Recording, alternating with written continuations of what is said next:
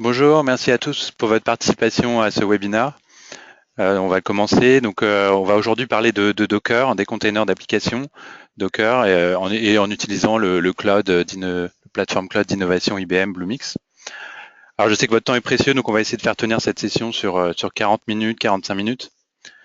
Je m'appelle Emmanuel Devregier, je travaille en tant que product spécialiste Bluemix. Et donc, je suis dans l'industrie IT depuis une petite dizaine d'années. Vous pouvez poser toutes vos questions pendant le webinaire dans le chat. Julien Barache, mon collègue, tentera d'y répondre pendant le webinaire. Et puis, s'il reste des questions, on passera un petit peu de temps à la fin pour revoir les questions qui restent. Et éventuellement, si on en oublie quelques-unes, on reviendra vers vous par email. Tous les documents, je les partagerai après le webinaire. Donc, il y aura le replay, la vidéo, ainsi que les slides. Et puis, tous les éléments que je vais utiliser pour ma démo, entre autres le source code de l'application que je vais utiliser. N'hésitez pas à me contacter si jamais vous avez des questions sur vos projets Bluemix. Donc, mes coordonnées s'affichent actuellement sur l'écran. Alors, on va commencer tout de suite cette présentation. Donc, tout d'abord l'agenda, ce qu'on va faire aujourd'hui. Donc, comme je le mentionnais, on va rapidement introduire la technologie Docker ainsi que la plateforme cloud Bluemix d'IBM. Et puis ensuite, on va essayer de passer le maximum de temps sur la démo pour vous montrer un use case concret où on va dockeriser en fait une application qu'on va faire tourner sur le cloud Bluemix. Alors, commençons par introduire tout d'abord l'aspect container d'application. Vous avez sûrement déjà entendu parler de Docker et des containers d'application. On a assisté en 2015 à une très forte adoption de la technologie par les entreprises. Et je lisais en préparant ce webinaire dans un report de Datadog que le taux d'adoption par les entreprises a été multiplié par 5, en tout cas les entreprises clientes de Datadog, a été multiplié par 5 au cours de 2015. Et ceci, entre autres, grâce à l'offre produit Docker qui s'est beaucoup enrichie et aussi grâce au développement de partenariats comme celui qui est fait avec IBM par Docker. Alors, pour expliquer un petit peu ce que sont les containers d'application, on peut utiliser une analogie avec les virtual machines. Et donc, j'ai repris ce schéma depuis le site docker.com, où il y a beaucoup de ressources, évidemment, sur les aspects containers Docker qui sont faciles à appréhender. Donc, vous êtes sûrement familier avec la notion de virtual machine. En gros, sur une infrastructure que vous virtualisez, vous déployez l'image de votre application qui va inclure le guest OS et toutes les librairies ainsi que bien sûr le source code de votre application. Les containers d'application, et Docker en est un exemple, mais il y en a d'autres types de containers d'application. Les containers d'application vont simplifier le déploiement de votre application. C'est vraiment un des objectifs clés de Docker, c'est de simplifier le déploiement d'applications pour les développeurs et va vous permettre d'optimiser les performances. Car comme le montre en effet le schéma, vous n'avez plus besoin de virtualisation. Vous allez pouvoir avoir votre container qui tourne directement sur du bare metal. Alors, vous allez avoir votre host OS. Alors aujourd'hui, le host OS c'est Linux et bientôt Windows. Il a été annoncé que Docker Engine serait supporté par Windows. Votre host OS va vous permettre en fait d'utiliser les fonctionnalités de cgroup et namespace pour pouvoir isoler parfaitement vos containers. Donc c'est grâce à ça que vous n'avez plus besoin de la virtualisation. Vous allez pouvoir directement bénéficier des fonctionnalités de cgroup et de namespace pour pouvoir créer vos containers et les isoler parfaitement. Donc voilà. Ensuite, un deuxième aspect, c'est la portabilité. L'image de votre application va être beaucoup plus légère puisqu'elle n'inclut plus le guest OS. Et donc, ça va vous permettre une plus grande portabilité d'un environnement à l'autre, mais aussi ça va vous permettre une plus grande portabilité puisque vous n'avez plus besoin d'inclure dans l'image de votre application le paramétrage de votre OS avec éventuellement un paramétrage différent de votre plateforme de production, de pré-prod, etc. Donc, avec une seule image de votre application, vous allez pouvoir la déployer sur plusieurs environnements, que ce soit un environnement prod, pré-prod, ou que ce soit dans votre data center ou sur le cloud. Vous allez pouvoir utiliser la même image de votre application. Et enfin, il y a un autre aspect, c'est l'aspect microservice. La technologie Docker va parfaitement matcher avec des architectures microservices où vous allez pouvoir décomposer votre application monolithique en différents services indépendants. Et chacun de ces services va pouvoir tourner dans son propre container. Et vous allez pouvoir faire communiquer ces différents containers en utilisant différents types de technologies, soit des API REST, soit des technologies de messaging.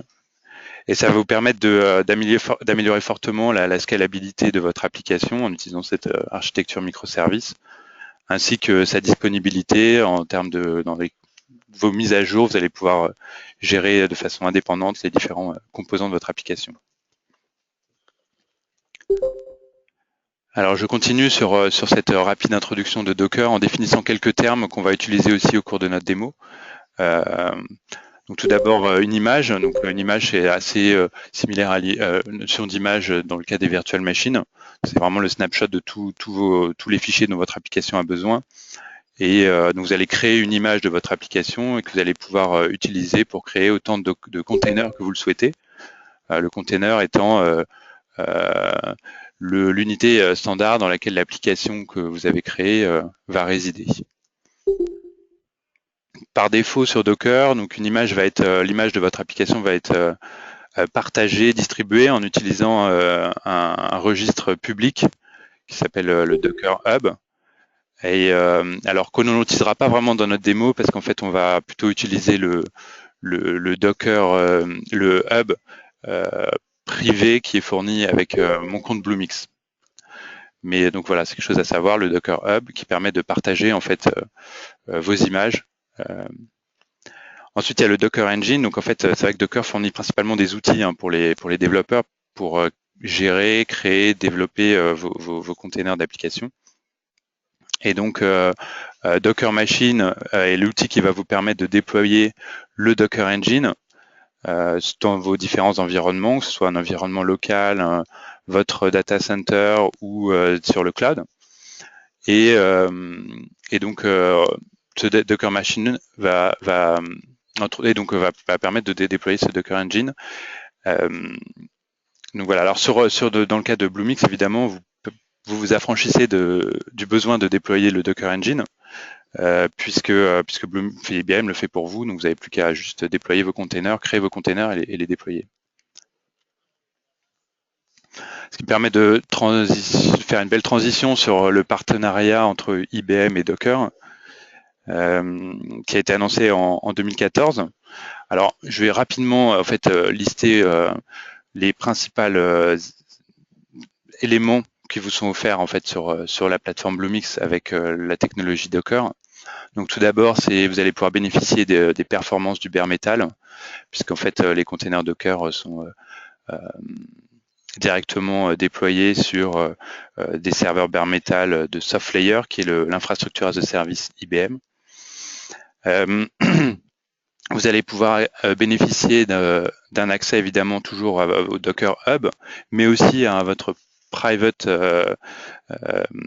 registry pour stocker toutes vos images. Donc vous allez accès aux deux, au public et à un Docker privé qui est inclus sur votre compte Bluemix.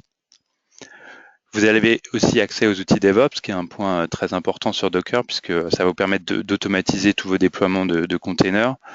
Et donc c'est en effet un point essentiel lorsque on évalue les containers d'application, de pouvoir bénéficier de toute l'agilité qui est apportée par Docker en intégrant des outils DevOps et de continuous delivery. Et donc tout ça, je vous le montrerai au cours de la démo de comment pouvoir accéder à ces outils DevOps. Vous avez bien sûr accès au catalogue de Bluemix de services. C'est bien de pouvoir containeriser une application, mais c'est encore mieux si vous pouvez intégrer par exemple une base de données totalement managée par IBM en termes de scalabilité, en termes de disponibilité. Ou alors de pouvoir intégrer des services intelligents comme des API Watson dans votre application et de pouvoir y accéder directement plutôt que de créer des containers pour chacun des services. Et donc tout ça, je vous montrerai aussi pendant la démo. Vous avez la possibilité de déployer des groupes de containers, bien sûr, et de pouvoir scaler vos groupes de containers. Alors, il y a une fonctionnalité qui va être bientôt rajoutée, qui n'est pas encore disponible, mais qui va bientôt être ajoutée, c'est l'auto-scaling, donc la possibilité de définir des règles pour pouvoir scaler automatiquement vos containers Docker. Et donc, cette fonctionnalité n'est pas encore dispo aujourd'hui, mais elle sera rajoutée d'ici quelques semaines. Et puis, évidemment, il y a tous les outils intégrés qui vous permettent de monitorer vos containers, et de pouvoir observer l'ensemble des logs, accéder aux logs. Et puis aussi, il y a une fonctionnalité qui s'appelle le Vulnerability Advisor, qui est un scan de vos images et qui vous permet de détecter des éventuels problèmes de sécurité liés à votre image. Et donc, qui est totalement intégré et automatisé. Donc voilà, c'était une rapide overview des containers Docker. Et donc, avant d'aller sur la démo, je voudrais juste passer un slide sur Bluemix, juste pour ceux qui ne sont pas encore familiers sur la plateforme Bluemix. Donc c'est la plateforme d'innovation cloud IBM qui permet de déployer n'importe quel type d'application et de gérer ces applications grâce à des outils qui sont fournis, intégrés sur la plateforme. Donc quand je dis n'importe quel type d'application, ça peut être des applications qui tournent sur de l'infrastructure as a service. Donc IBM vous permet de créer vos virtual machines à partir des API OpenStack et de déployer votre application en gérant vous-même tout l'ensemble de l'OS jusqu'à votre source code, donc les différentes stacks. Mais vous pouvez aussi créer vos applications sous forme de plateforme as a service. Donc IBM se charge de toutes les stacks pour faire tourner votre application, et ça qui vous permet de vous focaliser en fait vraiment sur votre source code et sur vos données, et de ne pas du tout vous préoccuper de toutes les différentes stacks en dessous, le paramétrage de l'OS, les mises à jour, etc. Tout ça, c'est IBM qui se charge de mettre tout ça en place. Et donc pour ça, on utilise la technologie Cloud Foundry, qui est un open source aussi. Et puis enfin les containers Docker. Donc on l'a un petit peu déjà introduit, qui est aussi une autre façon de déployer votre application sur Bluemix. Donc trois niveaux différents d'abstraction qui vous sont proposés pour créer vos applications sur Bluemix. En plus de ça, vous avez accès à un catalogue de services qui s'élargit de jour en jour. Donc il y a, je crois, pas loin de 200 services maintenant sur la plateforme.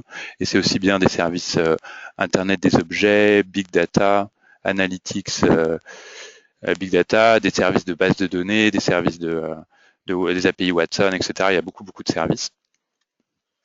Et puis un dernier point sur la plateforme Bluemix, il est disponible aussi bien sous forme de plateforme publique. Donc c'est sur lequel on va travailler aujourd'hui, donc qui est disponible sur ibm.com/Bluemix. Donc vous pouvez vous créer un compte juste avec une adresse email. Et donc c'est ce qu'on va utiliser aujourd'hui pour notre démo. Mais vous pouvez aussi avoir un Bluemix dedicated où IBM déploie un Bluemix dédié pour vous, pour votre entreprise. Vous allez avoir des instances dédiées de Cloud Foundry et des différents services dont vous avez besoin. Et puis aussi en local, donc si votre entreprise est intéressée par un Bluemix dans votre propre data center géré par IBM, c'est aussi une option qui est offerte. Donc voilà pour une rapide introduction Bluemix. Donc je voulais pas présenter trop de slides et je préfère vous montrer exactement comment ça fonctionne.